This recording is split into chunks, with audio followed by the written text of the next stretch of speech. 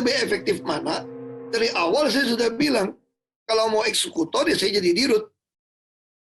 Tapi persoalannya kalau saya jadi dirut, ribut. Kadrun-kadrun mau demo, mau bikin gaduh lagi republik ini gitu. Kepada temanku Ahok, saya ingin menyampaikan pesan. Ada hal yang berbeda ketika pejabat publik bicara dengan masyarakat umum bicara. Pilih-pilih kata ya. Saya secara pribadi, selaku teman, ide Anda, cara berpikir Anda, bahkan tindakan Anda, saya suka. Namun, dalam komunikasi publik mungkin kita berdua ada samanya, yaitu harus memperbaiki. Namun, saya bukan pejabat publik. Kita sering meledak-meledak dan menggunakan gaya bahasa khas daerah kita. Saya dari Jawa Timur yang sering ancuk-ancuk dan diamput-diamput. Tapi itu bukan makian penghinaan, itu memang bahasa pergaulan yang menunjukkan kekesalan pakai penekanan dan ketok dalam marahnya. Anda dari Belitung, di mana Anda sendiri sering mengatakan saya ini triple minoritas, sudah keturunan Cina, orang daerah Belitung, Kristen lagi, dan Anda katakan itu sambil bergurau. Itu khas Pak Ahok. Bahkan sewaktu mengatakan dalam tanda petik, kalau saya jadi dirut Pertamina kadrun bisa demo, itu saya anggap candaan. Namun sebagai pejabat publik ini bisa diterima lain, bisa diterima sebagai serangan terhadap komunitas keturunan Arab. Istilah kadrun adalah aslinya adalah ledekan ciptaan dari para buzzer yang berarti kadal gurun yang memang menyasar keturunan Arab dan orang Indonesia yang memilih budaya ke Arab-Araban.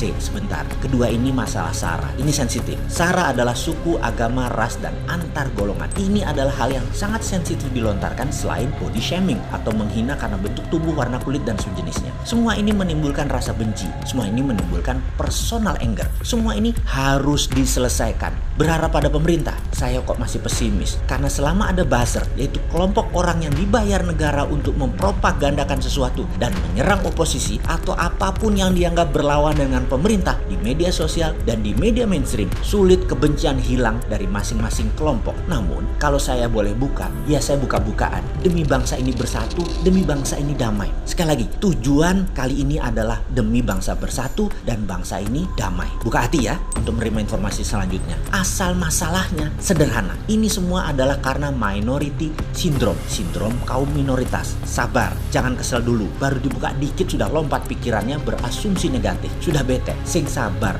Fakta memang begitu. Pahit, sepet, bikin pusing kayak vodka dah. Oke, saya punya pengakuan dulu. Saya harus jujur supaya sahabat semua paham. Saya anti Tiongkok dan harus hati-hati dengan Tiongkok. Masalah kebijakan luar negeri Tiongkok dan komunisnya Tiongkok. Sekali lagi, saya anti Tiongkok selaku negara, bukan anti Cina sebagai suatu ras. Cina adalah ras, suku, sementara Tiongkok adalah negara. 1000 video dan tulisan yang saya terbitkan adalah cara cerdas bernegara. Jadi negara yang saya sebut yaitu Tiongkok. Jelas ya? Kembali ke sindrom minoritas. Kecemburuan atas banyaknya kaum keturunan Cina di Indonesia yang sukses itu didesain oleh pihak tertentu. Ingat, manusia dilahirkan itu tanpa persepsi, maka kebencian harus diajarkan. Jadi kalau ada yang membenci sesama warga Indonesia dan keturunan Cina atau keturunan Arab atau keturunan lainnya, ini pasti ada yang gosok, ini pasti ada yang ngajari. Sama ketika pihak minoritas keturunan Chinese digosok dengan kadrun keturunan Timur Tengah yang notabene Islam sebagai kadal gurun, kadrun ini memancing marah mereka yang keturunan Timur Tengah dan menggosok juga pakai kesamaan agama, sehingga yang merasa satu agama ikut tersinggung. Itu menjadi sama-sama benci. Sudah itu,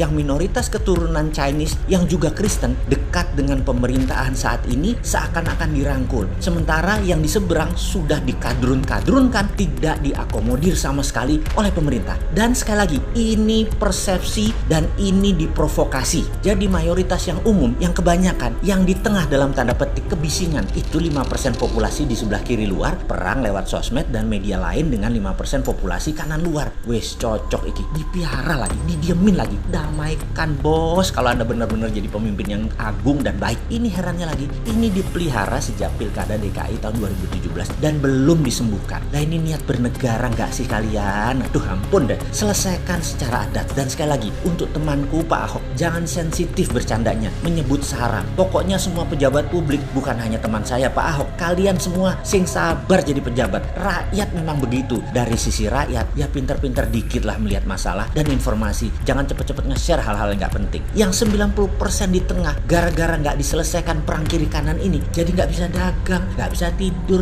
nggak bisa mikir, kayak orang patah hati ditinggal kekasih. Wis tenang, sabar, sing sabar semuanya ya.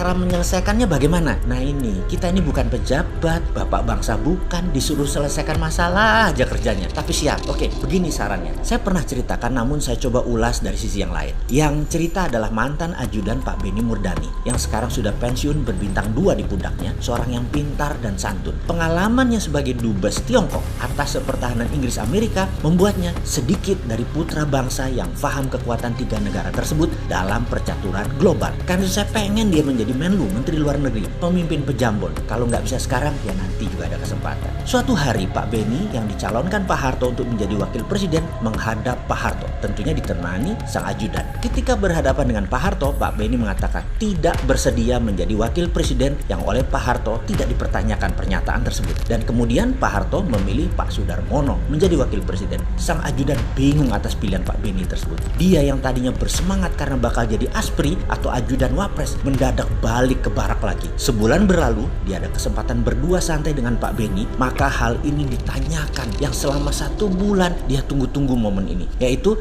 bertanya mengapa Pak Benny menolak tawaran untuk menjadi wakil presiden Indonesia. Maka ia menirukan perkataan Pak Benny dengan nada keras, ciri Pak Benny.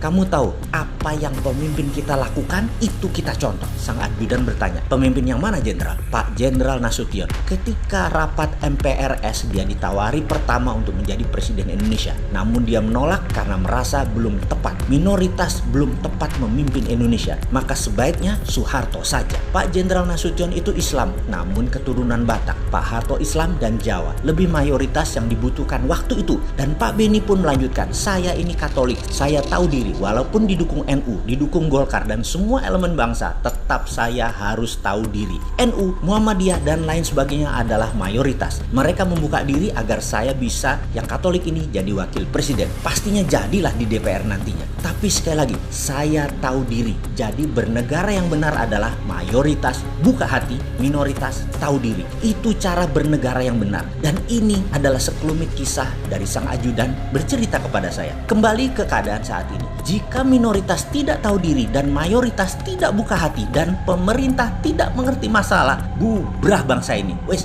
paham masalahnya? Ya sudah, beneri sekarang.